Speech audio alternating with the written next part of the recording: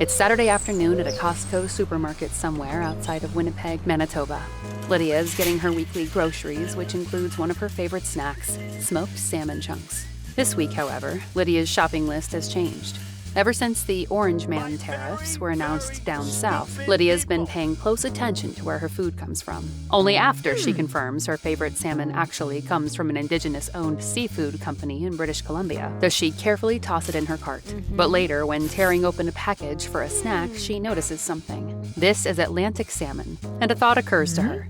Why would I be buying Atlantic salmon from a company on the Pacific Ocean? And more importantly, where does this fish really come from? The answers are actually more straightforward than Lydia may think. The truth is, this Atlantic salmon was born and raised in the Pacific Ocean. Not by chance, this fish comes from a fish farm, which was a surprise and a concern for Lydia. After all, fish farms don't have the best reputation. Unfortunately, this left Lydia with more questions than answers, like, why don't they farm native species like sockeye, coho, or chinook? What happens if an Atlantic salmon escapes the pen? Can they become invasive? And how does the Atlantic salmon interact with its non-native marine environment? The answers she found actually put her mind at ease and made her feel a whole lot better about the entire idea of fish farming. Answer number 1. Why don't they farm native species like sockeye, coho, or chinook? Farming Atlantic salmon in British Columbia's Pacific waters instead of native Pacific species may seem counterintuitive at first, but the choice is based on biological, economic, and logistical factors that have been refined over decades. Atlantic salmon have been selectively bred for aquaculture for over 50 years. They've been naturally bred for fast growth, feed efficiency, disease resistance, and adaptability to confinement. Atlantics have more consistent behavior. They adapt better in net pen environments than Pacific salmon, which are more prone to stress, aggression, and mortality in captivity. So why not coho, more prone to disease in captivity? Why not chinook, highly susceptible to stress and disease in pens? Why not sockeye? More intelligent means more difficult to farm. Not to mention the fact that if any of these native species were farmed and then escaped, they would potentially interbreed and dilute the wild gene pool with unknown negative consequences to the ecosystem. That brings us to question number 2. What happens if an Atlantic salmon escapes the pen? Does it become invasive?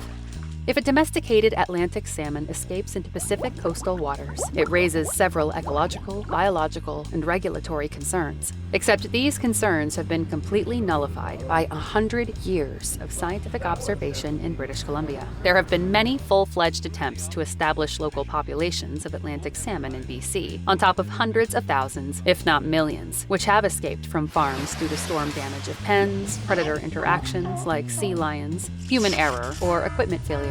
None of these misdirected efforts have ever been successful in establishing any Atlantic salmon population in the Pacific Ocean. Not one, ever. Atlantic salmon fail to establish reproducing populations in BC. They rarely survive the Pacific winter or successfully spawn. Attempts to spawn in the wild typically fail due to mismatch in timing, habitat preference, and genetic limitations. They are genetically incompatible with Pacific salmon, meaning there is no risk of hybridization. And finally, question number 3. How does the Atlantic salmon interact with native species?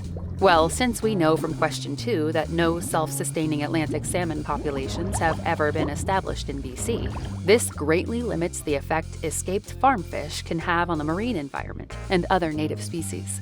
For instance, there is some evidence to suggest that escaped Atlantic salmon could compete for food with local salmon. They could alter predator-prey interactions by attracting predators, or their foraging could interfere with other fish species. All of these consequences, however, are really just hypothetical, because any interactions are short-lived due to the poor long-term survival of escaped Atlantics, as well as modern countermeasures taken to avoid escapes. Farming Atlantic salmon in the Pacific Ocean is a lot like farming chicken here in the Great Bear Rainforest. If a chicken escapes, we're not too worried about how that chicken might affect our grizzly bears or cedar trees.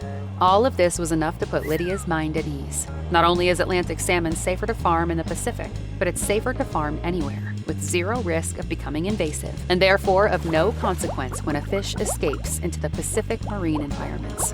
This weekend at Costco, Lydia decided to buy twice as many packets of salmon chunks, knowing she could enjoy her favorite snack, while supporting an Indigenous Canadian business with a sustainable model for food production.